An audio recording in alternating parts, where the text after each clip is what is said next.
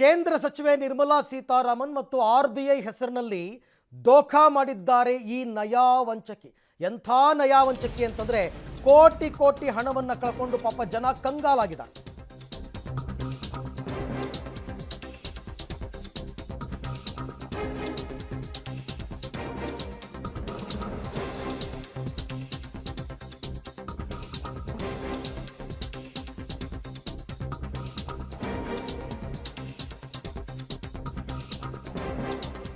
ಇವಳೆಂಥ ನಯಾ ವಂಚಕಿ ಅಂತಂದರೆ ನಿರ್ಮಲಾ ಸೀತಾರಾಮನ್ ಮತ್ತು ಆರ್‌ಬಿಐ ಹೆಸರಿನಲ್ಲಿ ಮಹಾವಂಚನೆ.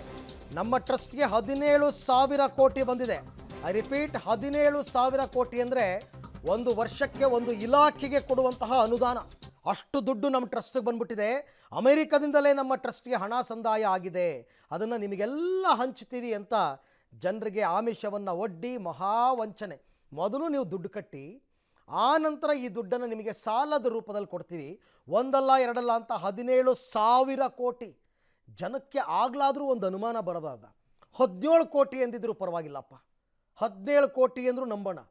17,000 ಕೋಟಿ, 17,000 ಕೋಟಿ ಇವ್ರ ಟ್ರಸ್ಟ್ಗೆ ಬಂದಿದ್ದಿದ್ರೆ ಅದರ ಎನ್ಕ್ವೈರಿ ಯಾವ ರೀತಿ ಆಗ್ತಾ ಇತ್ತು? ಇ ಡಿ ಅವರು, ಸಿ ಬಿ ಐನವರು ಎಲ್ಲರೂ ಕೂಡ ಮುರ್ಕೊಂಡು ಬೀಳ್ತಾ ಇದ್ರು ಈ ಟ್ರಸ್ಟ್ ಯಾವುದು ಅಂತ. ಏನು ತಮಾಷೆ ಆಟನ? 17,000 ಕೋಟಿ ಅಂದರೆ ಯಾರಿಗಾದರೂ ಅನುಮಾನ ಬರೋದು ಬೇಡವಾ? ನಿಮಗೆ 10 ಲಕ್ಷ ಲೋನ್ ಕೊಡ್ತೀವಿ, 5 ಲಕ್ಷ ಸಬ್ಸಿಡಿ ಅಂದ್ಬಿಟ್ರಂತೆ. ಇನ್ನು 5 ಲಕ್ಷ ತಾನೇ ಕಟ್ಟೋದು, 10 ಲಕ್ಷ ಕೈ ಕೊಡ್ತಾರೆ, ಇನ್ನು 5 ಲಕ್ಷ ಕಟ್ಟಿದ್ರೆ ಆಯಿತು ಅಂತ ಏನು ಜನ ತಂದು ದುಡ್ಡನ್ನು ಕೊಟ್ಟಿದ್ದಾರೆ. ಕೋಟಿ ಕೋಟಿ ದುಡ್ಡನ್ನು ಹೊಡ್ಕೊಂಡು ಈ ವಂಚಕಿ ಪವಿತ್ರ ಅಂಡ್ ಟೀಮ್ ಈಗ ಗಾಯಪಾಟಿದೆ.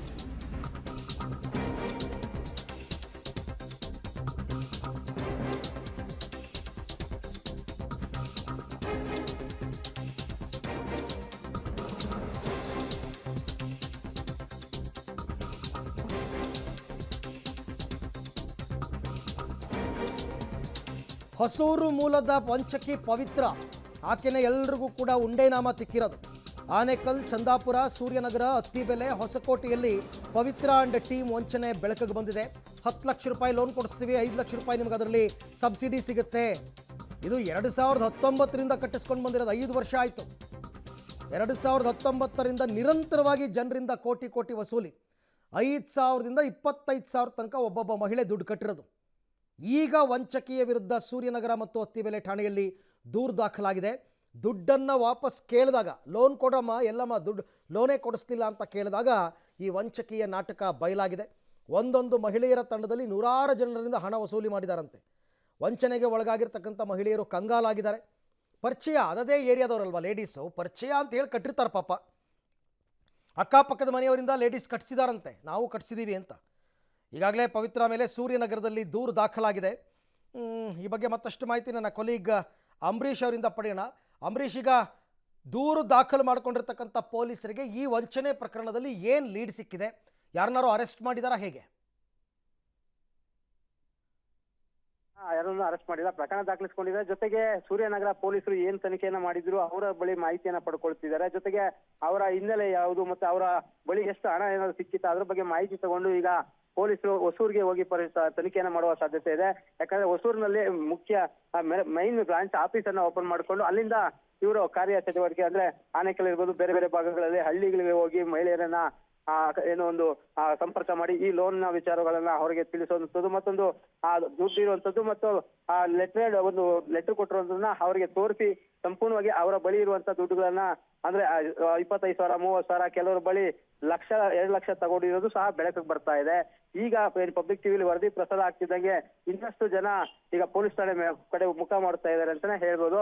ಯಾಕಂದ್ರೆ ಸುಮಾರು ಜನ ಈಗಾಗಲೇ ಫೋನ್ ನಲ್ಲಿ ಮಾತಾಡ್ತಿದ್ದಾರೆ, ಅಂದ್ರೆ ನಮಗೂ ಮೋಸ ಮಾಡಿದ್ದಾರೆ ಅನ್ನೋದನ್ನ ಈಗ ಹೇಳ್ತಿರೋದು. ಆದ್ರೆ ಪೊಲೀಸರು ಈಗ ಅತ್ತಿಬೆಲೆ ಪೊಲೀಸರು ಪ್ರಕರಣ ದಾಖಲು ಮಾಡಿಕೊಂಡು ಈಗ ತನಿಖೆಯನ್ನ ಪ್ರಾರಂಭ ಆಗಿರುವಂತದ್ದು. ಹೊಸೂರಿಗೆ ಇವತ್ತು ಮಧ್ಯಾಹ್ನ ನಂತರ ಹೋಗೋ ಸಾಧ್ಯತೆ ಇದೆ ಅಂತೇಳಿ ಪೊಲೀಸ್ ಮೂಲಗಳ ಮಾಹಿತಿ ಲಭ್ಯ ಆಗಿರುವಂತದ್ದು. ಅರವಿಂದ್, ಬಟ್ ಅವ್ರ ಟೀಮಲ್ಲಿ ಆ ಪವಿತ್ರ ಅಂಡ್ ಗ್ಯಾಂಗ್ನಲ್ಲಿ ಎಷ್ಟು ಜನ ಇದ್ರು? ಅವರು ಇವರಿಗೆಲ್ಲರಿಗೂ ಲೋಕಲೈಟ್ ಆಗಿ ಪರಿಚಯ ಇದ್ರ ಹೇಗೆ ಅಂತ ಅಂಬರೀಷ್? ಅರವಿಂದ್, ಆ ಟೀಮ್ ಅಲ್ಲಿ ಬಂದು ಒಂದು ಹೆಬ್ಗೋಡಿ ಭಾಗದ ಒಬ್ಬ ಪುರುಷ ಮತ್ತು ಏನು ಅತ್ತಿಬೆಲೆ ಭಾಗದಲ್ಲಿ 2 ಮಹಿಳೆಯರು ಮತ್ತು ಹೊಸೂರಿನಲ್ಲಿ 2 ಮಹಿಳೆಯರು ಸೇರಿ ಒಟ್ಟು 6ರಿಂದ 7 ಜನ ಒಂದು ಟೀಮ್ ಅನ್ನ ಮಾಡ್ಕೊಂಡು, ಅಂದ್ರೆ ಸಂಸ್ಥೆಯಲ್ಲಿ ಇವರೆಲ್ಲ ಮೆಂಬರ್ಸ್ ಅಂತೇಳಿ ತೋರಿಸ್ಕೊಂಡಿದ್ದಾರೆ. ಜೊತೆಗೆ ಈ ಏನು ಹೆಬ್ಗೋಡಿ ಭಾಗದಲ್ಲಿ ಇರುವಂತಹ ಒಬ್ಬ ಆ ಯುವಕನನ್ನು ಇಟ್ಕೊಂಡಿರ್ತಾರೆ. ಆ ಯುವಕನ ಮುಖಾಂತರ ಸಹ ಸಾಕಷ್ಟು ಮಹಿಳೆಯರ ಬಳಿ ಹೋಗಿ ಏನು ಈ ಒಂದು ವಿಚಾರವನ್ನ ಲೋನ್ ಬಗ್ಗೆ ಅವರಿಗೆ ಅಪ್ರೋಚ್ ಮಾಡುವಂತ ಕೆಲಸಗಳನ್ನ ಮಾಡ್ತಾ ಇರ್ತಾನೆ. ಜೊತೆಗೆ ಆ ಮ್ಯಾನೇಜರ್ ಅಂತ ಒಬ್ಬನ ಕರ್ಕೊಂಡೋಗಿ ಆ ಮಹಿಳೆಯರಿಗೆಲ್ಲ ಪರಿಚಯ ಮಾಡಿ ಇಷ್ಟು ದುಡ್ಡು ಕೊಡ್ತೀವಿ ಅಂತೇಳಿ ಅದ್ರ ಬಗ್ಗೆನೂ ಸಹ ಮಾತಾಡ್ತಾ ಅಂದ್ರೆ ಅದ್ರ ಬಗ್ಗೆ ಮಾತನಾಡಿ ಸಾಕಷ್ಟು 2019 ಸಹ ದುಡ್ಡುಗಳನ್ನ ಹಣವನ್ನ ವರ್ಗಾವಣೆ ಮಾಡುವಂತದ್ದು, ಅಂದ್ರೆ ಲೋನ್ ಕೊಡಿಸ್ತೀವಿ ಅಂತ ಹೇಳ್ತಾ ಇರ್ತಾರೆ. ಆದ್ರೆ 22 ತನಕನೂ ಸಹ ಯಾವುದೇ ಲೋನ್ಗಳನ್ನ ಅಮೌಂಟ್ ಅನ್ನ ಕೊಡೋದಿಲ್ಲ. ಅಂದ್ರೆ ಪ್ರತಿಯೊಂದು ಬಾರಿನೂ ಹೇಳ್ತಾ ಹೋಗ್ತಾರೆ, ಈಗ ನೀವು ಮಾಡಿರುವಂತ ಟೀಮ್ ಸಾಕಾಗ್ತಿಲ್ಲ, 50 ಜನ ಆಗಿದ್ದೀರಿ, ಇನ್ನು 100 ಜನ ಆಗ್ಬೇಕು, ಆ ನಂತರನೇ ಆ ದುಡ್ಡು ಹಣ ರಿಲೀಸ್ ಆಗ್ತದೆ, ಅಲ್ಲಿ ತನಕ ರಿಲೀಸ್ ಆಗಲ್ಲ ಅಂತೇಳಿ ಮತ್ತಷ್ಟು ಸದಸ್ಯರನ್ನ ಸೇರಿಸ್ಕೊಳ್ಳುವ ಕೆಲಸವನ್ನೇ ಮುಂದುವರ್ಸಿರ್ತಾರೆ. ಹಾಗಾಗಿ ಈ ಒಂದು ದೊಡ್ಡ ಮಟ್ಟದ ಒಂದು ಮಹಿಳೆಯರಿಗೆ ಮೋಸ ಮಾಡ್ಕೊಂಡು ಕೋಟಿ ವಂಚನೆ ಪ್ರಕರಣ ಈಗ ಬೆಳಕಿಗೆ ಬರ್ತಾ ಇರೋಂಥದ್ದು ಆರ್ವಿ. ಬಟ್ ಇಷ್ಟು ದಿನ ಅವ್ರಿಗೆ ಮೋಸ ಹೋಗಿದ್ದೀವಿ ಅಂತಕ್ಕಂಥದ್ದು ಗೊತ್ತೇ ಆಗಿರ್ಲಿಲ್ವಾ ಮಹಿಳೆಯರಿಗೆ? ಅದೇ ಒಂದು ಸೂರ್ಯನಗರ ಪೊಲೀಸ್ ಠಾಣೆಯಲ್ಲಿ ಪ್ರಕರಣ ದಾಖಲಾಗ್ತಾ ಇದ್ದಂತೆ ಬೇರೆಯವರಿಗೆ ಆಗ ಅರಿವಿಗೆ ಬಂದಿದೆ, ನಾವು ಎಲ್ಲೋ ಒಂದ್ ಕಡೆಗೆ ಹಣವನ್ನ ಕೊಟ್ಟು ಮೋಸ ಹೋಗಿದೀವಿ ಅಂತೇಳಿ. ಹಾಗಾಗಿ ಈಗ ಅತ್ತಿಬೆಲೆ ಪೊಲೀಸ್ ಠಾಣೆ ಮೆಟ್ಲೇರಿರುವಂತದ್ದು. ಅಂದ್ರೆ ಪ್ರತಿ ಬಾರಿನೂ ಸಹ ಏನು ಆ ಮಹಿಳೆ ಪವಿತ್ರ ಇದ್ದಾಳೆ, ಪವಿತ್ರ ಜೊತೆಗೆ ಇನ್ನೊಂದಿಬ್ರು ಸದಸ್ಯರು ಹೋಗಿ ಮಾತಾಡ್ತಿರ್ತಾರೆ. ಪ್ರತಿ ಬಾರಿನೂ ಸಹ ಒಂದಲ್ಲ ಒಂದು ನೆಪವನ್ನ ಹೇಳ್ಕೊಂಡು ಏನು ಯಾರಾದ್ರೂ ನಮ್ಗೆ ದುಡ್ಡು ಅರ್ಜೆಂಟ್ ಇದೆ, ಲೋನ್ ಆದ್ರೂ ಕೊಡಿ, ಇಲ್ಲ ನಾವು ಕೊಟ್ಟಿರೋ ದುಡ್ಡನ್ನ ಹಣವನ್ನ ವಾಪಸ್ ಕೊಡಿ ಅಂತ ಕೇಳ್ತಾ ಇರ್ತಾರೆ. ಆ ಸಮಯದಲ್ಲಿ ಒಂದಲ್ಲ ಒಂದು ಕುಂಟು ನೆಪಗಳನ್ನ ಸುಳ್ಳು ಹೇಳಿ ಅವರನ್ನ ಸಮಾಧಾನ ಮಾಡುವಂತ ಕೆಲಸ ಮಾಡ್ತಾರೆ. ಕೆಲವೊಬ್ಬರಿಗೆ ಬೇರೆ ಯುವಕರ ಕಡೆಯಿಂದನೂ ಸಹ ಧಮಕಿ ಹಾಕ್ಸಿದ್ದಾರೆ ಅಂತೇಳಿ ಮಹಿಳೆಯರು ಹೇಳ್ತಾರಂಥದ್ದು. ಅಂದ್ರೆ ನಾವ್ ಏನಾರ ಪ್ರವಾಸ ಮಾಡಿ ಕೇಳಕ್ ಹೋದಾಗ ನಮ್ಗೆ ಪ್ರಾಣ ಬೆದರಿಕೆ ಆಗ್ತಾ ಇದ್ವು, ಹಾಗಾಗಿ ನಾವು ಬೈಕ್ ಎಲ್ಲೂ ಹೋಗ್ತಾ ಇರಲಿಲ್ಲ ಅಂತೇಳಿ ಹೇಳ್ತಿದ್ದಾರೆ. ಇನ್ನೊಂದು ಪೊಲೀಸರ ಬಳಿನೂ ಸಹ ಸರ್ ನಮ್ಗೆ ಏನೂ ಗೊತ್ತೇ ಇಲ್ಲ, ಈ ರೀತಿ ಬಂದು ನಮ್ಗೆ ಕೇಳ್ತಿದ್ರು, ನಾವು ಎಲ್ಲ ಮಹಿಳಾ ಸಂಘಗಳಲ್ಲಿ ಒಂದು ಗುಂಪನ್ನ ಮಾಡ್ಕೊಂಡು ಅಲ್ಲಿ ಸಣ್ಣ ಪುಟ್ಟ ಕೆಲಸಗಳನ್ನ ಬಿಸ್ನೆಸ್ ರೀತಿ ಮಾಡ್ಕೋತಾ ಇದ್ವಿ. ಸಹಾಯದ ಧರ್ಮಸ್ಥಳ ಗ್ರಾಮಾಭಿವೃದ್ಧಿ ಸಂಘದಲ್ಲಿ ಸಹ ಲೋನ್ಗಳನ್ನ ತೆಗೆದು ಅಲ್ಲಿ ಸಣ್ಣ ಪುಟ್ಟ ಬಿಸ್ನೆಸ್ ಮಾಡ್ತಿದ್ವಿ. ಇವರು ಆ ಬಿಸ್ನೆಸ್ ಯಾಕೆ ಮಾಡ್ತೀವಿ, ನಮ್ಗೆ ದೊಡ್ಡ ಮಟ್ಟದ ಒಂದು 10 ಲಕ್ಷದಿಂದ 15-20 ಲಕ್ಷ ದುಡ್ಡನ್ನ ಲೋನ್ ಮುಖಾಂತರ ಕೊಡ್ತೀವಿ ಅಂತೇಳಿ ಈ ರೀತಿ ಮೋಸ ಮಾಡಿದ್ದಾರೆ ಅಂತೇಳಿ ಹೇಳ್ತಾ ಇರೋಂಥದ್ದು ಹಾರ್ವೆ. Okay Ambareesh, thank you. ತಮ್ಮೆಲ್ಲ ಮಾಹಿತಿಗೆ ಧನ್ಯವಾದ. ದೊಡ್ಡ ವಂಚನೆಯ ಜಾಲ ಇದು, ದೊಡ್ಡ ಮಾಸ್ಟರ್ ಪ್ಲಾನೇ ಮಾಡಿದ್ದಾರೆ. ಜನರು ಕೂಡ ಅದೇ ರೀತಿ ಯಾಮಾರಿದ್ದಾರೆ. ಹಾಗಾಗಿ 2019ರಿಂದ ದುಡ್ಡು ಕಟ್ಕೊಂಡು ಬಂದಿದ್ರು ಕೂಡ 5ರಿಂದ 25 ಸಾವಿರ ತನಕ ಒಬ್ಬೊಬ್ಬರು ದುಡ್ಡು ಕಟ್ಟಿದ್ದಾರೆ. ನಿಮಗೆ ಲೋನ್ ಕೊಡಿಸ್ತೀವಿ, 10 ಲಕ್ಷ ಲೋನ್ ಕೊಡಿಸ್ತೀವಿ, ದುಡ್ಡು ಕಟ್ಟಿ ಅಂತ ಹೇಳಿ ಕಟ್ಟಿಸ್ಕೊಂಡು ಈಗ ಎಲ್ರಿಗೂ ಒಬ್ಬೊಬ್ರಿಗಾಗಿ ಗೊತ್ತಾಗ್ತಾ ಇದೆ ನಾವು ಮೋಸ ಹೋಗಿದ್ದೀವಿ ಅಂತ. ಯಾರ ಹತ್ರ ಮಾಹಿತಿ ಕೇಳ್ಕೊಂಡು ಬಂದ್ಲು. ಅಲ್ಲಿಗೆ ಬಂದ್ಬಿಟ್ಟು ನಮ್ಮನ್ನೆಲ್ಲನೂ 5 ಮಿಷಿನ್ ಇಟ್ಕೊಂಡು ನೀವು ಇಷ್ಟು ಜನ ಕೆಲಸ ಮಾಡ್ತೀರಾ, ನಾನು ಒಬ್ಬೊಬ್ರಿಗೆ 5 ಮಿಷಿನ್ ಕೊಡಿಸ್ತೀನಿ, 25,500 ರೂಪಾಯಿ ದುಡ್ಡು ಕಟ್ರಿ, ನೀವು 10 ಲಕ್ಷ ಒಬ್ರಿಗೆ ಲೋನ್ ಕೊಡ್ತೀನಿ, 5 ಲಕ್ಷ ಫ್ರೀ, 5 ಲಕ್ಷ ಕಟ್ಟೋದು ಅಂತ ಹೇಳಿದ್ಲು. ನಾವೆಲ್ಲರೂ ಕೂತ್ಕೊಂಡು ಮೀಟಿಂಗ್ ಮಾಡಿದ್ವಿ. ಹಿಂಗೆ ಈ ಥರ ಇರೋವಾಗ ನಾವು 12 ಜನ ಬ್ಯಾಚ್ಗೆ ಒಂದೊಂದು ಮಿಷಿನ್ 5 ಮಿಷಿನ್ ಹಾಕ್ಸ್ಕೊಳ್ಳೋಣ ಅಂತ ಚರ್ಚೆ ಮಾಡಿ ಎಲ್ಲರೂ ದುಡ್ಡು ಹಾಕಿದ್ವಿ ಅವಳಿಗೆ. ಅವಳೇನು ಮಾಡಿದ್ಲು, 45 ದಿವಸದ ಒಳಗೆ ದುಡ್ಡು ಬರುತ್ತೆ ಅಂತ ಹೇಳಿ ಸುಮಾರು ಸರ್ 1,60,00,000ವರೆಗೂ ನಮ್ಮದು ಎಲ್ಲರದು ಸೇರಿ ದುಡ್ಡು ಅಕೌಂಟ್ ತಗೊಂಡು ಹೋಗಿದ್ದಾಳೆ ಅವಳು.